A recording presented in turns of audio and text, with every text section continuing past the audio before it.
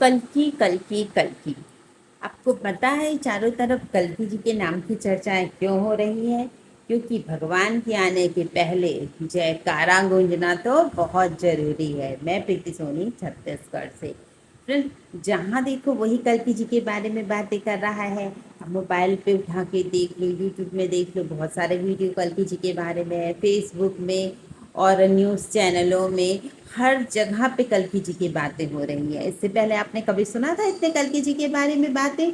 आपने तो सिर्फ इतना ही सुना होगा कि कल्कि जी का अवतार कलयुग के अंत में होगा और वो सफ़ेद घोड़े पर सवार होकर हाथ में दिव्य तलवार लेकर आएंगे। बस इतना ही तो सुना था ना। तो अभी इतनी ज़्यादा चर्चाएं, इतनी सारी बातें, इतना सारा ज्ञान लोगों के पास कैसे आ गया कल्कि जी के बारे में?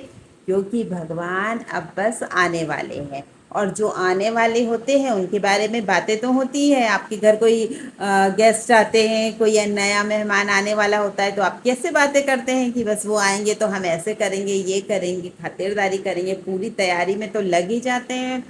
इसी तरीके से सारे लोग कल्कि जी की तैयारी में लग गए हैं और ये भगवान की सीक्रेट लीला है ना, इसलिए लोग तैयारी में लग गए हैं। और बहुत सारे लोगों को तो पता भी नहीं है कि वो ऐसा करके भगवान के स्वागत की तैयारी कर रहे हैं। चाहे अच्छा करके चाहे बुरा करके बहुत सारे लोग कल के अवतार नहीं बन जाते, तो आप लोगों को, हम लोगों को टेंशन होने लगती है।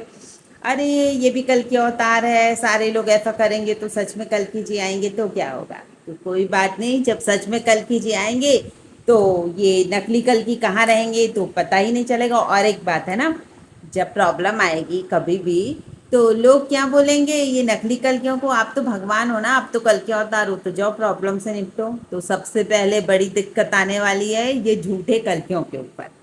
तो बिल्कुल भी इसमें घबराने की बात ही नहीं है कि कौन क्या कर रहा है, कौन कैसा कर रहा है। बस इतना ध्यान रखिए कि आप क्या कर रहे हैं। आप सत्य के रास्ते पर हैं ना, आप अच्छी बातें करते हैं, भगवान में पूरी तरीके से मन तो है ना आपका, बाकी तो चलेगा। क्योंकि आप दुनिया में आए हैं तो दुनिया के दारी के सारे काम करने पड़ेंगे, सारे फर्ज निभाने ही पड़ेंगे, है ना। भगवान ने अगर ये रंगमंच दिया है, हम उन बोलते हैं ना, हम इनकी कठपुतलियाँ हैं और ये रंगमंच है ये दुनिया, तो अपना रोल हम अच्छे से प्ले करेंगे, है ना। हम भी क्यों किसी से पीछे रहे, तो पूरी ईमानदारी से, पूरी तरीके से तो संसार में रहना ही है। सारे कर्तव्य को निभाते हुए मन से भगवान को याद करना है। तो अब देखो, भविष्यवाणी के हिसाब से ये भी कहा गया है कि चारों तरफ कल्कि जी की बातें होने लगेंगी। तो ये भी एक बहुत बड़ा सच साबित हो गया कि चारों तरफ कल्कि जी की बातें चल ही रही है। और बस कल्कि जी के आने का समय हो गया है। और उनके जो 7 चिरंजीवी थे ना, जिनके बारे में बात करते रहते हैं अक्सर, तो वो अभी गुफा में बैठे, और कहते हैं ना कलयुग में वो 7 चिरंजीवी भगवान कल्कि की सहायता करेंगे। कलयुग के अंत में जब भगवान आएंगे तो वो कैसी सहायता करेंगे? तो कोई कुछ बताता है, कोई कुछ कहता है, लेकिन सच्चाई ये है कि अभी सातों जो हैं अभी तपस्या में लीन हैं और अपना अपना काम कर रहे हैं, है ना।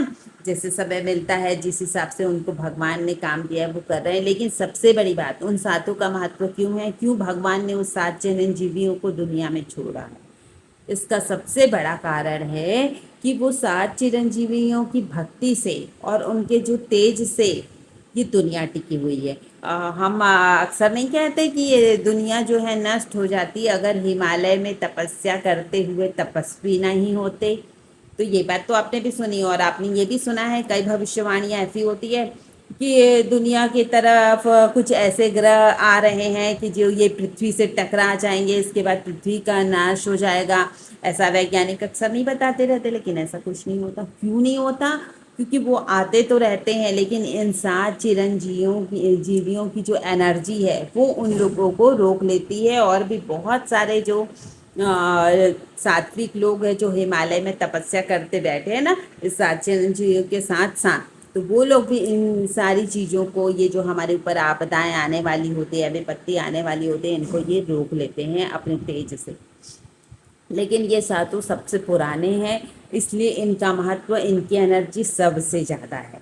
और हम लोगों को लगता है ना, जब इतने महान लोग दुनिया में हैं फिर इतनी प्रॉब्लम क्यों है, इतना सब कुछ वो हमारी हेल्प क्यों नहीं करते? कभी कभी हम लोग निराश हो जाते हैं, हम लोगों को नहीं लगता काश कोई ऐसे दिव्य शक्ति मिलती, ऐसे दिव्य लोग मिलते जो हमारी हेल्प करते। तो देखो, भगवान ने जो हमें कर्म दिया है ना, जो हमें किस्मत दी है, और जैसा भगवान ने नियम बनाया है, तो सब जितने भगवान के भक्त होते हैं उस नियम का पालन जरूर करते हैं। तो आप भी बहुत ज़्यादा अधीर मत होइए, उस नियम का पालन करिए कि अभी हमें ये कर्म भूमि मिली है तो यहाँ पे अपना कर्म तो करना ही है। तो उस सात सप्त चिरंजीवियों का होने का मतलब ये, जो ये पृथ्वी जो है अभी तक के सुरक्षित है ना, ये उन 7 चिरंजीवियों के प्रभाव से ही सुरक्षित है। अब हम लोगों को लगता है कि अब हनुमान जी आएंगे, कल्कि जी आएंगे, तो हनुमान जी उनसे मिलने के लिए आएंगे, लेकिन सबका एक समय निर्धारित है। अभी हनुमान जी किसी से भी मिलने नहीं जाएंगे जब तक कि भगवान की शक्ति जागृत नहीं हो जाएगी। ये 7 चिरंजीवी भी उनसे नहीं मिल सकते। और जब भगवान जी की शक्ति जागृत हो गई कल्कि जी की, तो वो स्वयं ही जान जाएंगे, और उन लोगों को भी पता चल जाएगा कि एक्चुअली में ये जो है भगवान की शक्ति जागृत हो गई, अब हमें उनके दर्शन को जाना है। तो वो दर्शन के लिए जब जाएंगे ना, कल्कि अवतार के दर्शन के लिए, तो आप लोगों को दिखाई नहीं देंगे। आप लोगों को लग रहा होगा हाँ हम भी देख लेंगे कौन है वो 7 चिरंजीवी, कैसे दिखते हैं, तो आपको दिखाई नहीं देंगे। वो सूक्ष्म रूप से भगवान के दर्शन करके आ जाएंगे। दिखाई तो जरूर देंगे, बाद में जो लोग बचेंगे, जो सतयुग में रहेंगे, उन लोग जरूर इन सब के दर्शन कर पाएंगे, लेकिन अभी के टाइम पे ये थोड़ा मुश्किल होगा। और हिंदू धर्म के बारे में, सनातन धर्म के बारे में तो लोग बोलते हैं ना कि आपके सनातन धर्म में ही कल के अवतार क्यों आएंगे, आपके कहने से ये हिंदू धर्म में ही सारे देवी देवता क्यों आ जाते हैं, प्रकट हो जाते हैं, बाकी धर्मों में तो ऐसा नहीं है, बार बार तो देवी देवता नहीं आते। और सही है, एक बार जो भगवान आ चुके हैं, जिनके बारे में एक बार जो बुक लिखी जा चुकी है, वही लोग मानते आ रहे हैं। लेकिन हमारे सनातन धर्म में तो कई प्रकार की पुस्तकें लिखी, कई प्रकार के भगवान है ना, कई ऐसी चीज़ें हैं। जैसे कुछ धर्मों के मामले में ना अभी अभी जो है सामने आए हैं। कुछ धर्म तो ऐसे हैं, और बहुत सारे अनगिनत धर्म हैं जो बिल्कुल अभी अभी हाल में ही प्रकट हुए हैं। लेकिन कुछ जो पुराने धर्म हैं उनको भी ज़्यादा समय नहीं हुआ है, ज़्यादा से ज़्यादा 1500 साल हुआ होगा, है ना। जो और भी धर्म है, अभी यहाँ पर नाम नहीं लेते हम, उन धर्मों को 1500 साल ही हुआ है। और हमारे हिंदू धर्म को क्या है, इसका तो सबसे बड़ा प्रूफ है जो हड़प्पा संस्कृति में जो मिले थे, है ना, चीज़ें जो मिली थी, उसमें बहुत सारी देवी देवताओं की मूर्ति मिली थी। कोई ध्यान करने की अवस्था में, कोई कुछ था, तो उसी से ये बात तो सिद्ध हो जाती कि 3000 साल पहले से ही हिंदू धर्म है।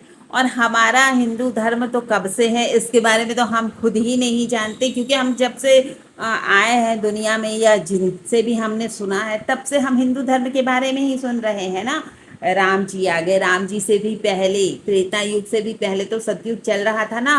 हमारे हिंदू धर्म के हिसाब से तो कब से है, अनंत है, जब से ये सृष्टि बनी है तब से सनातन धर्म यहाँ मौजूद है। सनातन का मतलब है जो हमेशा से रहा है, वही सनातन धर्म। तो वो कभी नष्ट हुआ नहीं। और भले ही अभी कुछ टाइम के लिए कुछ हमारे देशों में ऐसा आक्रमणकारियों के आने से, अंग्रेजों के आने से, मुगलों के कारण आने से हम अपनी संस्कृति भूल गए थे, अपना धर्म भूल गए थे, लेकिन धीरे धीरे लोग जो है धर्म की तरफ तो अग्रसर हो रहे हैं। तो ये हिंदू धर्म जो है बहुत ज़्यादा पुराना। हिंदू धर्म भी तो ये बाद में लोगों ने नाम दिया सिंधु, है ना। हमारे हिंदू धर्म को बाद में हिंदू नाम दिया गया, ये तो है सनातन धर्म, है ना। इसका सबसे बड़ा उदाहरण तो आप देख लीजिए कि कितने ये ग्रह नक्षत्र हैं, कितने सारे जो भी आकार हैं, आकाश गंगा में जितने भी तारे हैं, इसको कोई नहीं गिन सकता। कभी कभी हम लोग मजाक में नहीं बोल देते, अगर इतना ही है तो आकाश के तारे गिन के बता, तो हम तुझे मान जाएंगे। लेकिन ये मुश्किल काम है ना, हमारे जो है संतों ने तो पूरा कर ही दिया। उन लोगों ने तो सारे जो है आकाश के जितने ग्रह नक्षत्र सबको देखकर कितना अच्छे से प्रेडिक्शन कर दिया कि कौन से राशि कैसी दिखेगी, कौन से ग्रह नक्षत्र कहाँ पर होंगे तो ऐसी स्थिति बनेगी, यहाँ पे ग्रहण होगा, यहाँ पर ऐसा होगा। कितने अच्छे से, कितने बारीकी से ये हमारे जो ऋषि मुनि संत है उन लोगों ने अध्ययन किया होगा, और इसको कितने अच्छे से सबको कहना चाहिए एक तार में पिरो के रख दिया है। बस हम पढ़ते हैं, अब पुरानी बातों को अब हमें जानना है, ज्योतिष के बारे में जानना है तो भी हमें वही बुक काम आएगी, और भी अपने आध्यात्म के बारे में जानना है तो भी वही बुक काम आएगी, अब धर्मशास्त्रों के बारे में जानना है तो भी अब ऐसी ही पुस्तकें काम आती है ना। तो कितने अच्छे से उन लोगों ने हम लोगों के लिए पूरी तैयारी करके रखी है। अब हम जो है अपना काम नहीं कर रहे हैं, ये हम में कमी है ना। हम लोगों में समझिए थोड़ा सा ज्ञान की कमी है कि हम अपने धर्म को नहीं समझ पाते, हम उसकी वैल्यू ही नहीं करते। हम तो बस अपने डेली काम में लगे रहते, खाओ पियो अपना जो काम है कर लो और फिर आके सो जाओ। कभी भी हम इस तरफ जाने की कोशिश नहीं करते, ये चीज़ें हम जानने की कोशिश ही नहीं करते कि वाकई में धर्म क्या है, या ये इंसान का शरीर मिला है तो क्यों मिला है, इस बारे में तो हम जानने की कोशिश नहीं करते। लेकिन फिर भी अगर कोई जाने या ना जाने, लेकिन अगर वो सच्चा है, अगर उसके अंदर सच्चाई है, तो भी वो भक्त है। जो किसी का बुरा नहीं करता ना, वो भक्तों की श्रेणी में आता है। भगवान ऐसे लोगों को बहुत पसंद करते हैं जो किसी का बुरा नहीं करता और बहुत ज़्यादा भगवान से शिकायतें नहीं करता, भगवान ऐसा क्यों वैसा क्यों, और भगवान हमें ये दे दो वो दे दो, सांसारिक चीज़ें जो नहीं मांगता, भगवान ऐसे लोगों से प्रसन्न रहते हैं क्योंकि उसको संसार से मोह ही नहीं है ना। और भगवान से मांगने पे भी पहले ही भगवान ने इतना कुछ दे रखा है, और मांगने की ज़रूरत ही क्या है। बाकी जो चीज़ें भगवान ने दी है, हम लोगों ने ही सब मिला के उसके साथ बुरा कर दिया। भगवान ने तो एक हम लोगों को शांति कहना चाहिए कि बिल्कुल शांत मन दिया था, है ना। और हम लोगों ने उस मन में ज़्यादा जो है डिमांड डाल ली, हमें ये चाहिए वो चाहिए वो चाहिए, तो हम पूरी तरीके से खुद ही परेशान होते। कहना चाहिए कि हमने अपनी परेशानी खुद ही बढ़ा ली है। अगर हमें जो चाहिए, जो हमारे किस्मत में लिखा है, वो तो अपने आप मिल जाता है, मांगने की भी ज़रूरत नहीं है। तो अगर कभी भगवान से के पास जाओ और कुछ मांगना है, तो भगवान का प्रेम मांगो, भगवान की भक्ति मांगो, है ना। बाकी सांसारिक चीज़ें तो आपको अपने समय के हिसाब से भगवान सबको दे ही देते हैं ना। जैसे एक आपने सुना ही होगा दोहा, अजगर करे ना चाकरी, पंछी करे ना काम, और दास जी कह गए सबके दाता राम।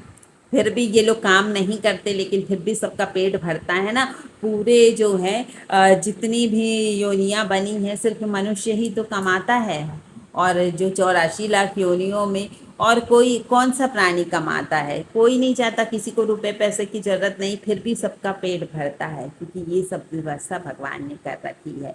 और अब कल्कि जी के आने से तो बहुत बड़ा जो है तूफान मचने ही वाला है, ये आप सभी जान ही चुके हैं। और भगवान बहुत ही जल्दी सबके सामने आएंगे भी।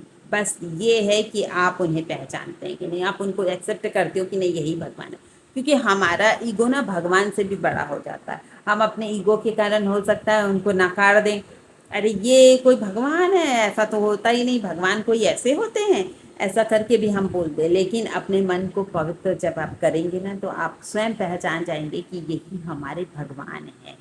कई लोगों को नहीं देखते, हम लोगों को लगता है कि किसी के चेहरे में तेज होता है, वो महान है, वो भक्त है, वो संत है। लेकिन जिसका चेहरा हम लोगों को दुबला पतला मरियल सा दिखता है, तो हम लोगों को लगता है ये कौन सा संत है, ऐसा दिख रहा है। लेकिन सच्चाई ये नहीं है कि किसी के चेहरे से हम पहचान सके। किसी के तेज से, आत्मा का तेज होता है, एक एनर्जी का तेज होता है, उससे पहचान आता है कि सामने वाला कैसा है, सामने वाला सुंदर है नहीं है, इससे कोई मतलब नहीं है। सामने वाले की अंदर कितनी पवित्रता है वो उसका तेज बता देता है। लेकिन उस तेज को पहचानने की क्षमता आपके अंदर भी होनी चाहिए। भगवान तो आ गए, लेकिन आप बोलेंगे अरे आप कौन है, हम तो नहीं जानते। तो ऐसा नहीं हो, इसलिए अपने मन को पवित्र करना जरूरी है।